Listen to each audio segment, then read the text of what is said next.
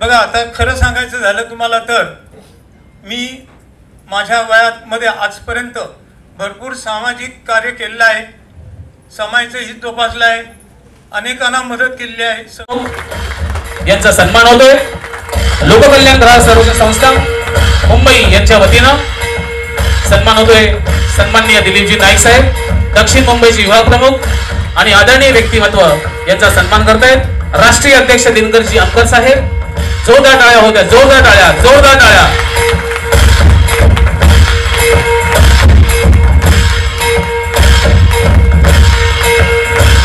दिलीपजी नाईक साहेब, दक्षिण मुंबईचे विभाग प्रमुख यांचा सन्मान केलेला आहे राष्ट्रीय अध्यक्ष दिनकरजी अंकर साहेब।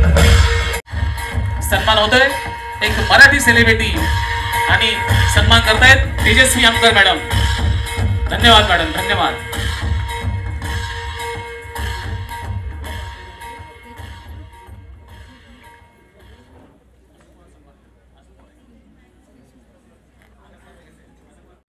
हे ममतुले साहेब आमचे रत्नागिरीच्या महाराष्ट्र शासनाच्या कमिटीवर आहे। डॉक्टर मुल्ला जे आमच्या महाराष्ट्र राज्याची वैद्यकीय मदत कक्ष आहे लोककल्याणचा, त्याचे अध्यक्ष आहेत डॉक्टर मुल्ला, आपल्या पाठीमागे बसलेत नासिर मुल्ला।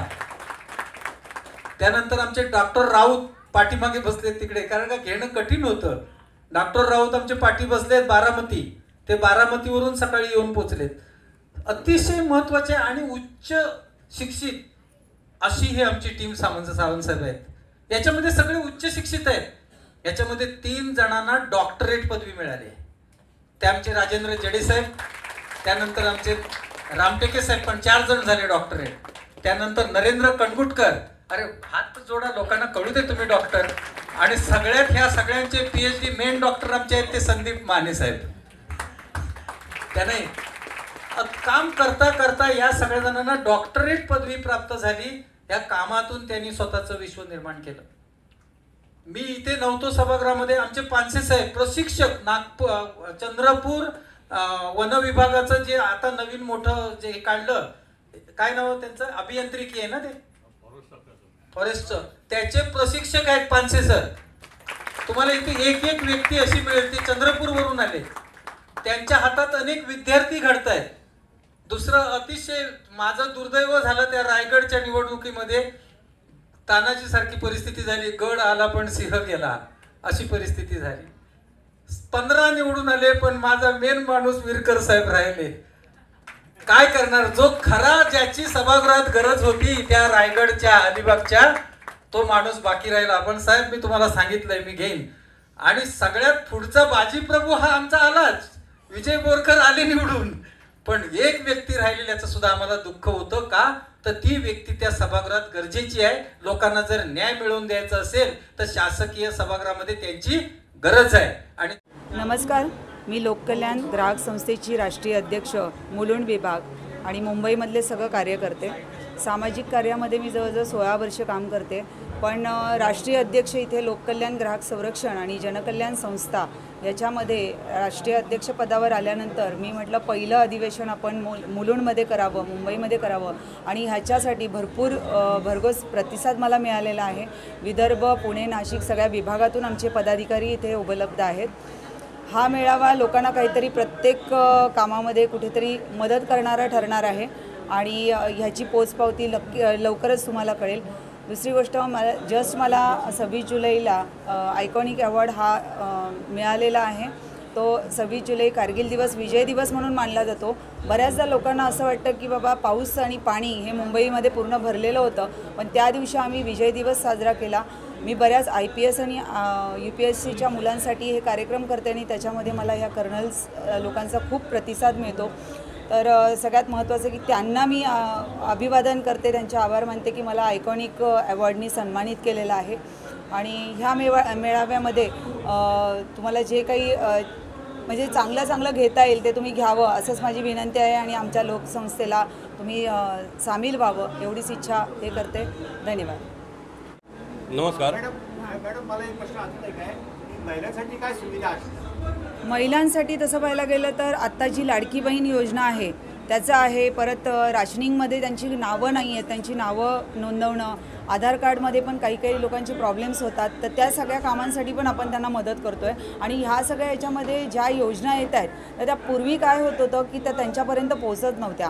आता आम्ही प्रत्येक घरोघरी ते पोहोचवण्याचा प्रयत्न करतो आणि त्याचा छानपैकी रिस्पॉन्स आम्हाला मिळतो आहे. तर त्यामुळे महिलांना याचा फायदा होणारच आहे आणि त्यांच्या घरातल्यांनाही होणार आहे. तर बाकी आता निकम साहेब सांगतील. सर तुम्ही काय सांगणार? महिलांच्या संदर्भात का? हां, महिलांचं कसं आहे, महिला सशक्तीकरणाच्या बाबतीत आम्ही जास्त भर देतो आहे. ग्राहक संरक्षण कायद्यानुसार ह्याच्यामध्ये महिलांवर होणारे सुद्धा अन्याय, त्यांची होणारी फसवणूक आणि वेळोवेळी कुठल्याही ग्राहक या नात्याने ज्या ज्या ठिकाणी जातात, एक महिला या नात्याने सुद्धा ते फसवण्याचा प्रयत्न करतात. तर अशावेळी महिलांनी सक्षमीकरण, महिलांनी स्वतः जातीने लक्ष घालून त्या दुकानदाराला किंवा कोणत्या याला की जागेची फसवणूक होय यासाठी ते असे प्रयत्न करण्यासाठी आम्ही त्यांना चांगल्या प्रकारे मार्गदर्शन करू शकतो. हेल्पलाईन नंबर कोड आहे जो आमच्या लोककल्याणच्या साईटवर आहे कोड, त्याच्यावर तुम्हाला सगळ्या लिंक्स मिळतील आणि त्याच्यावर सगळी माहिती मिळते. इव्हन लोककल्याणचे जे यूट्यूब चॅनल्स आहेत त्याच्यावर तुम्हाला लोककल्याणमध्ये कोणकोणते नियम लागू होतात, 2019मध्ये काय बदल झाला, त्यानंतर आत्ता काही दिवसापूर्वी काही काही कायद्यांमध्ये काय बदल झाला ते तुम्हाला सगळं त्याच्यावर मिळेल. महाराष्ट्र शासन पंजीकृत पहिलं ग्राहक संरक्षण कायदा 1986 होता. त्यात 20 जुलै 2020ला तो कायदा बदल झाला आणि तो 2019 झाला आणि त्यावेळी कायदे एकदम कडक झाले. आणि ग्राहक संरक्षण कायदा हे फार महत्त्वाचं, म्हणजे एखाद्या कोर्टात एखादी तारीख जरी गेली किंवा केस जरी गेली तरी नियमानुसार 90 दिवसात त्याचा निर्णय लागतो.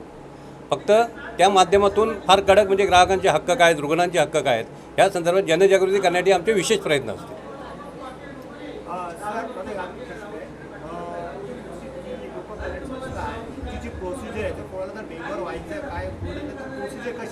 म्हणजे याच्यामध्ये जॉईन व्हायचं असेल तर कसं आहे, ग्राहक हा राजा आहे आणि सगळेच आपण पदाधिकारी असण्यापेक्षा आपण ग्राहक या नात्याने सगळीकडे फिरतो आहे. मग एखाद्याला खरोखर जर त्याच्यावर अन्याय होत असेल तर त्याच्या मजबूती करण्यासाठी त्याच्याकडे काहीतरी एक पॉवर पाहिजे. म्हणून ते आपल्या संस्थेच्या नियमानुसार जो काय प्रोटोकॉल आहे त्याप्रमाणे रजिस्ट्रेशन फी भरणे आणि त्या माध्यमातून फॉर्म भरून देणे, आयडेंटिटी देणे आणि त्या माध्यमातून आयडेंटिटी प्राप्त करणे आणि त्या माध्यमातून गाड्यात जर आयडी असेल तर समोरचा माणूससुद्धा तो जरा थोडा वचकतो आणि त्याची जेणेकरून होणारी फसवणूक टळते. पण आता सध्या आमचं असं चाललं आहे की बऱ्याच ठिकाणी आमचे पदं जेव्हा गेले, जसं साहेबांनी मध्ये सांगितलं की पदं आम्ही दिले पण त्यांनी कामं काही केली नाही, त्यांनी त्यांचा फायदा करून घेतला. त्यामुळे सध्या आम्ही पदं लगेच देत नाही आहोत, पूर्ण व्हेरिफिकेशन करून आम्ही देतो आहोत. त्यामुळे मुलुंडमध्ये ऑफिस केल्यानंतरसुद्धा, कारण काही पक्ष वेगवेगळे जेव्हा झाले त्याच्यानंतर पण आम्ही काही नियुक्त्या करून बघितल्या, त्याच्यामध्ये तोच प्रकार आढळला. सो आता विचार करूनच आम्ही हा निर्णय घेणार आहोत पदं देताना. थँक्यू. नमस्कार, मी राजेंद्र जडे, नाशिकला असतो. लोककल्याण ग्राहक संरक्षण संस्थेचा मी राष्ट्रीय उपाध्यक्ष म्हणून गेल्या 4-5 वर्षापासून कार्यरत आहे. आज आमचं अधिवेशन इथं मुलुंडला होतं आहे, राष्ट्रीय अधिवेशन. लोककल्याण ग्राहक संरक्षण संस्थेचे भारतामधील जवळजवळ 11 राज्यामध्ये आमचे पदाधिकारी कार्यरत आहेत. त्याचप्रमाणे 2 लाखाहून अधिक सामान्य सभासद आमचे आहेत. 6500च्या आसपास आमचे पदाधिकारी वेगवेगळ्या जिल्ह्यांमध्ये, वेगवेगळ्या राज्यांमध्ये कार्यरत आहेत. आणि आमचे जे राष्ट्रीय अध्यक्ष आहेत ते आहेत दिनकरराव आमकर साहेब आणि आमच्या महिला राष्ट्रीय अध्यक्ष आहेत प्रतिमाताई देडिया पाटील. आम्ही सर्वजण ग्राहकांना न्याय मिळवून देण्यासाठी अहोरात्र प्रयत्न करत आहोत.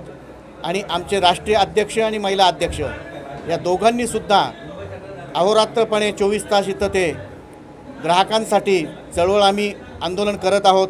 जिथं जिथं न्याय मिळत नाही, जिथं जिथं त्यांचा हक्क त्यांचा डावलला जातो, अशा सर्व ठिकाणी आमच्या संस्थेचे पदाधिकारी तिथं कुठलाही विचार न करता तात्काळ तिथं जाऊन हजर राहतात आणि ग्राहकाला जोपर्यंत न्याय मिळत नाही तोपर्यंत शेवटच्या क्षणापर्यंत आमचा लढा तिथं चालू राहतो आणि चालू राहणार आहे. इथं जे कोणी इच्छुक आहेत, नागरिक आहेत की ज्यांना ग्राहकांसाठी काहीतरी करायची इच्छा आहे, अशा लोकांनी आमच्या चळवळीमध्ये सामील व्हावं. त्यांचं आम्ही केव्हाही स्वागत करतो आणि या पद्धतीने आपण याच्याही पुढे आंदोलन, लढा हा आपण चालू ठेवू आणि ग्राहकांना न्याय मिळवून देऊ याची मला पूर्ण खात्री आहे. मी डॉक्टर नासिर हुसेन मुल्ला, महाराष्ट्र राष्ट्राचा वैद्यकीय कक्षाचा अध्यक्ष आहे लोककल्याण ग्राहक संरक्षण संस्थाचा. आज दिनकर आमकर साहेबांनी राष्ट्रीय जे अध्यक्ष आहेत त्यांनी माझी नियुक्ती केलेली आहे आणि यापुढे मी या संस्थेसाठी दिवस रात्र अहोरात्र कार्य करणार आहे, जेणेकरून जो लोककल्याण संस्था दिवसेदिवस ग्राहकांसाठी चांगले ते चांगले काम करू शकते आणि त्यांना न्याय मिळवून देण्याचं काम आम्ही करणार आहोत सगळे मिळून. मी अश्विनी जगताप, शिवसेना माजी नगरसेविका. मला आत्ताच नुकतेच पद आमकर दिनकर साहेबांनी दिलेले आहे. 1 महिना झाला असेल पद घेऊन. ठाणे जिल्हा महिला अध्यक्ष, लोककल्याण ग्राहक संरक्षण संस्था या संस्थेचं पद दिलेलं आहे. तर मीही लोकांचे काही प्रश्न असतात, लोकांना कुठून काय रेशनिंग वगैरे महिलांचे जास्तीत जास्त प्रश्न सोडवण्याचा प्रयत्न करेन. थँक्यू. नमस्कार ताई, आज तुम्ही ते लोककल्याण संस्थेमध्ये तुम्ही आले आहेत, तर कसं वाटते आणि काय सांगू शकणार या संस्थेबद्दल? नमस्कार. सगळ्या प्रतिनिधींचं पण धन्यवाद. कारण लोककल्याण ग्राहक संरक्षण संस्था या संस्थेच्या वर्धापन दिन म्हणता येणार नाही आहे, परंतु सगळ्या सभासदांची इथे जी हजेरी बघण्यासाठी म्हणजे सोशल मीडियाने पण इथे हजेरी लावलेली ही बघूनही खूप बरं वाटलं. कारण तसं बघायला गेल्यानंतर हा दुर्लक्षित राहिलेला मुद्दा असतो. ग्राहक हा राजा जरी म्हटला तरी तो नेहमीच दुर्लक्षित असतो. त्याला जागं करावं लागतं. त्याला जागं करण्याचं काम आपले इथले अध्वर्यू म्हणूया आपण त्यांना, दिनकर आमकर. खरं तर म्हणायला गेलं तर एक हाती तंबू, कारण कोणाच्याही तोंडून त्यांचं नाव आल्याशिवाय हा कार्यक्रम पूर्ण होऊच शकत नाही किंवा कार्यक्रम सुरूच होऊ शकत नाही. तर मुळात या माणसाचं व्यक्तिमत्वच असं आहे. कारण माझा त्यांच्याशी जो झालेला परिचय आहे तोही एका ग्राहकाच्या भूमिकेतूनच झाला होता. म्हणजे असं नाही आहे की ग्राहक म्हणून कोण असावं किंवा कोणाची संपत्तिक स्थिती काय असावी. ग्राहक हा कोणीही असू शकतो. म्हणजे अगदी रेशनिंग कार्डापासून म्हणायचं झालं तर मोठमोठ्या रकमांसाठी म्हणून देखील आपण ग्राहकच असतो. ज्यावेळेस आपण एखादं घर म्हणून विकत घेण्यासाठी जातो त्याच्यात फसवणूक झालेली माणसं ती देखील ग्राहकच असतात. त्यामुळे ग्राहकाला म्हणजे आपल्या सीमा काय आहेत किंवा आपले अधिकार काय आहेत किंवा आपण जे पैसे मोजतो तर त्याच्यासाठी म्हणून आपण कुठल्या कुठल्या गोष्टींसाठी बांधील आहेत किंवा आपल्याला जो विकणारा आहे तो कुठल्या गोष्टींसाठी बांधील आहे याची बऱ्याचदा कल्पना नसते. काही गोष्टींची भीड असते, काही गोष्टींचं अज्ञान असतं. तर हे अज्ञान दूर करण्यासाठी म्हणून यासारखी दुसरी संस्था नाही असं माझं पहिल्याच 5 महिन्यांमध्ये मत झालेलं आहे. वेअरॅज अजून माझं कुठलंच काम मी त्यांच्यापर्यंत पोहोचवलेलं नाही आहे, परंतु त्या व्यक्तींकडे बघून आणि ज्या पद्धतीने ते काम करतात आणि ज्या सपाट्याने ते महाराष्ट्राच्या वेगवेगळ्या जिल्ह्यांमध्ये जे गेलेले आहेत, तर आज सगळ्या जिल्हाप्रमुखांचं या इथे आल्यानंतरचं प्रत्येकाचं मनोगत व्यक्त करताना सगळीच माणसं त्यांचं गुणगान करताना थकून जातानाही दिसत आहेत. त्यामुळे कुठेही हा फक्त एक हाती तंबू नसून देखील प्रत्येकाचं त्याच्यामध्ये सहकार्य आहे आणि असाच सपोर्टने मला असं वाटतं ही संस्था फार मोठी होणार आहे. फक्त महाराष्ट्रापुरती ती मर्यादित राहणारच नाही आहे. आत्ताच त्यांनी एक मनोगत पण व्यक्त केलेलं आहे की आपलं पुढचं अधिवेशन असेल ते केरळामध्ये असेल म्हणून. म्हणजे धाडस तरी किती बघा. संपूर्णपणे वेगळ्या भाषेमधल्या प्रदेशामध्ये जाण्याची जो माणूस तयारी दाखवतो म्हटल्यानंतर त्याच्या धाडसाचंही कौतुक करायला पाहिजे. तेव्हा या सगळ्याची आज सोशल मीडियाने जी काही नोंद घेत आहे किंवा ॲज अ रिपोर्टर म्हणून तुम्ही जी नोंद घेत आहे, मला असं वाटतं हे काम सगळीकडे पोहोचलं पाहिजे. आज इथे एका ठिकाणी ही सभा झालेली आहे. मुंबई शहरातल्या जी प्रमुख ठिकाणं आहेत तिकडेही अशाच सभा व्हाव्यात आणि हे काम आणखीन लोकांपर्यंत पोहोचावं अशी मी अपेक्षा व्यक्त करते. धन्यवाद. थँक्यू. शुभास्ते या लोकार्पण सोहळा ती फीत कापावी. सोबत आहेत राष्ट्रीय अध्यक्ष आणि आजचे प्रमुख अतिथी सन्माननीय श्री अरुणजी सावंत.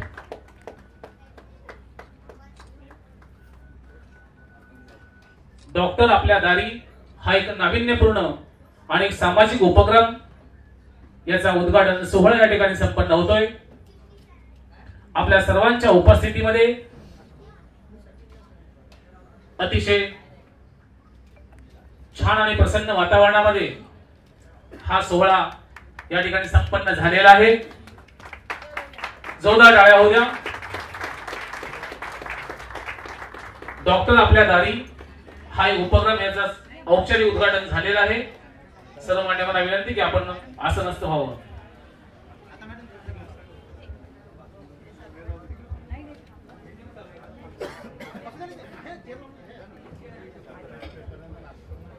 सविता रानगोते मॅडम, ज्यांच्याकडे मराठवाड्याची आपल्या संभाजीनगरची जबाबदारी दिलेली आहे, त्या उपस्थित आहेत. त्यांनी यायचं आहे व्यासपीठावर. सविता रानगोते मॅडम.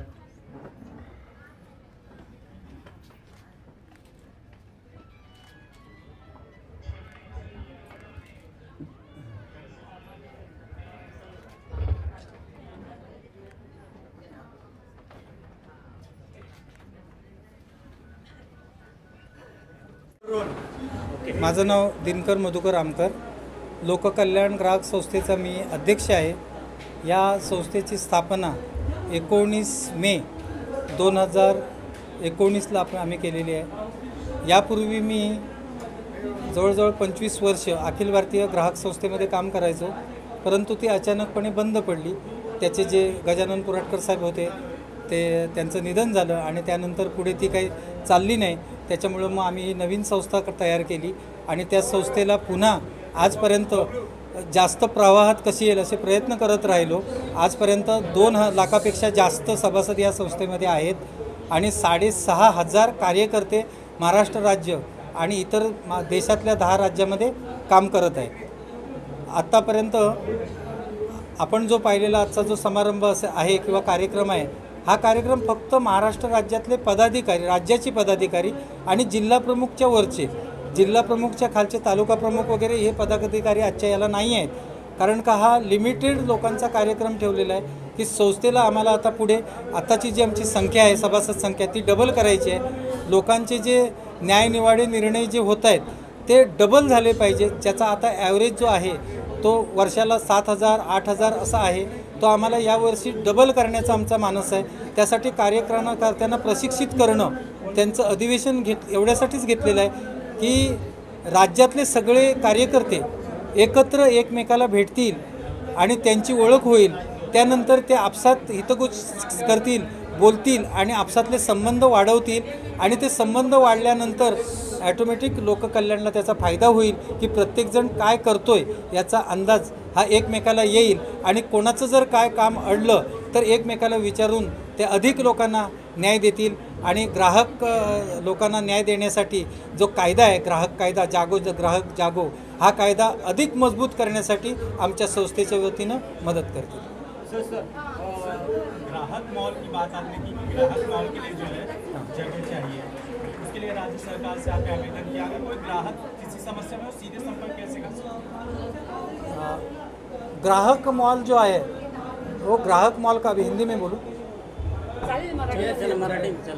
ग्राहक मॉलचा जो विषय आहे तो आमच्याकडे आता आम्ही ग्राहक मॉलची परमिशन घेतलेली आहे. आम्हाला ते प्रत्येक 288 मतदारसंघात 288 मॉल करण्याचा आमचा मानस आहे. परंतु आम्हाला मुंबईमध्ये अजून जागा उपलब्ध होत नाही. मुंबईची जागा भाड्याने घेऊन लोकांना कमी दरामध्ये सगळ्या वस्तू उपलब्ध करून द्यायच्या आहेत. बाकीच्या मॉलसारखे वाढीव दर ठेवून आपल्याला त्याच्यामध्ये काम करायचं नाही आहे. आणि याच्यामध्ये आमचे जे सभासद आहेत हे आमचे पहिले ग्राहक ते आहेत की सभासदांसाठी आपण तो मॉल करू. हळूहळू तो जनतेपर्यंत जाईल, आपणच जाईल. आपण एवढे प्रयत्न करतोय की आम्हाला मुख्यमंत्र्यांनी महोदयांनी जागा उपलब्ध करून द्यावी. त्या जागेमध्ये आम्ही एक मॉल तयार करू आणि उर्वरित मॉल आम्ही तयार करू. असं मी आता ज्या व्यासपीठावरून जे उद्देशून बोललो आहे ते CM पर्यंत, मुख्यमंत्र्यांपर्यंत पोचेल आणि आम्हाला त्याचा लाभ होईल अशी अपेक्षा आहे मला.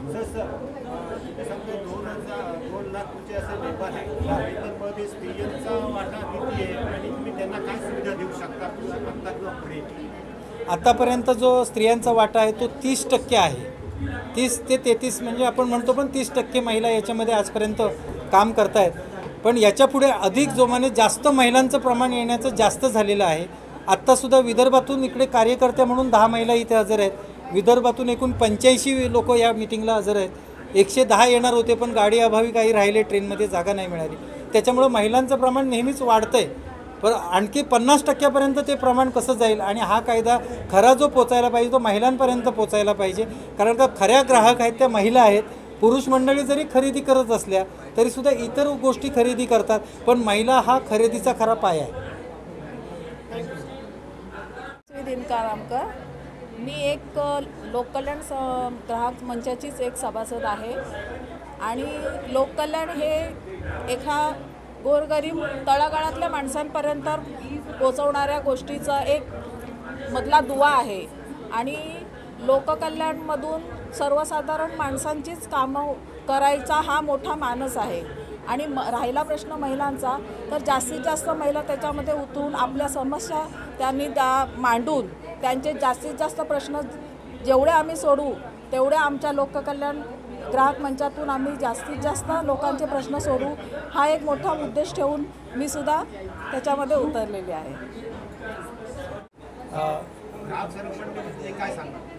मी दिनकर आमकर, लोककल्याण ग्राहक संस्थेचा अध्यक्ष आहे. आपण जो प्रश्न मला विचारलेला आहे त्याच्यामध्ये लोककल्याणचे जे सदस्य आहेत त्यांच्याकडे त्यांच्यामार्फत आलेल्या अनेक तक्रारी आहेत. त्याची संख्या आमच्याकडे 5,500पेक्षा जास्त आहे. 5,500पेक्षा जास्त आहेत. आमचे 8 वकील आहेत जे फ्रीमध्ये लोकांना मदत करतात. कोणतीही त्यांच्याकडनं फी घेत नाही. ग्राहकांचे प्रश्न सोडवण्यासाठी ते त्यांना जे काही प्रश्न असतील ते कोर्टापर्यंत नेण्याचं काम करतात. त्याच्यामध्ये आजपर्यंत 260 निर्णय लागलेत आणि 260 पैकी आम्ही 3च निर्णय आजपर्यंत हरलो आहे ग्राहकाचे. बाकी 257 निर्णय जे लागले ते आमच्या संस्थेच्या बाजूनी म्हणजे ग्राहकाच्या बाजूनी लागले आणि त्यांना त्या गोष्टीचा फायदा झाला. अशा प्रकारचं तक्रारींचे आहे. आणि बाकीच्या सगळ्या केसेस आहेत त्या प्रलंबित आहेत. आणखी 2600 जे केसेस आहेत त्या अशाच मिटलेल्या आहेत. जे आपसात तडजोडनामा याच्याप्रमाणे 2600 केसेस मिटवल्या गेलेल्या आहेत संस्थेने आत्तापर्यंत.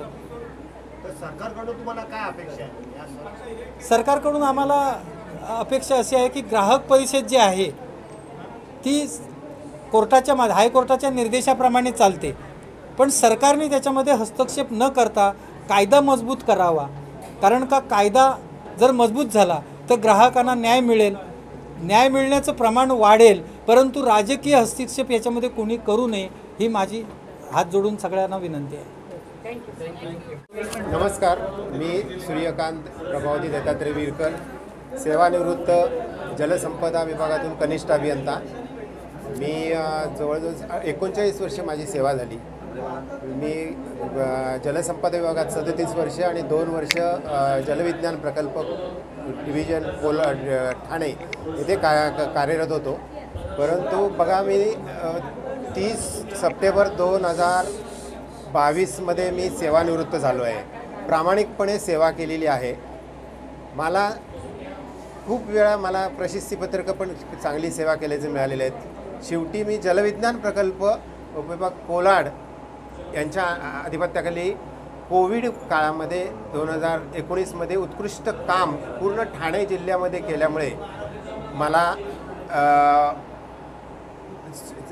उत्तम काम केल्याचं मला लेखी प्रमाणपत्र पण देण्यात आलेलं आहे. पण बघा कशी आहे शासकीय सेवेमधली परिस्थिती. मला चांगली सर्टिफिकेट दिलेलं असताना माझी आत्ता बघा 2022 ते 2024 आता 2 वर्षे व्हायला आली. मला अद्यापही माझी सेवानिवृत्तीचं मला वेतन मला ज्या मागण्या माझे जे लाभ आहेत सेवानिवृत्तीनंतरचे ते अद्याप मला मिळालेले नाहीत. तर मला माझ्यावर हा मोठा अन्याय आहे. आणि मी त्या संदर्भात ज्यावेळेला मी आमच्या कार्यालयाकडे पत्रव्यवहार केला तर माझ्यावर शिस्तभंगाची कारवाई का होऊ नये म्हणून मला पत्रव्यवहार करण्यात आला. म्हणजे एक प्रामाणिक शासकीय कर्मचारी हा जर न्याय मागत असेल तर ती काही शिस्तभंगाची कारवाई होऊ शकते का? आणि त्यासाठी मग मी आता लोकन्यायालय माननीय लोकन्यायालय मुंबई मंत्रालय यांच्याकडे तक्रार देखील दाखल केलेली आहे. आणि त्या तक्रारीला देखील मी जवळजवळ 1/11/2023मध्ये दिले तर 1 वर्ष व्हायला आलं. त्यांच्याकडून देखील काही मला प्रत्युत्तर देण्यात येत नाही आहे. आणि हे सगळं जे आहे ते आमचं स्थापत्य अभियंते सहाय्यक हे जे शासकीय पद आहे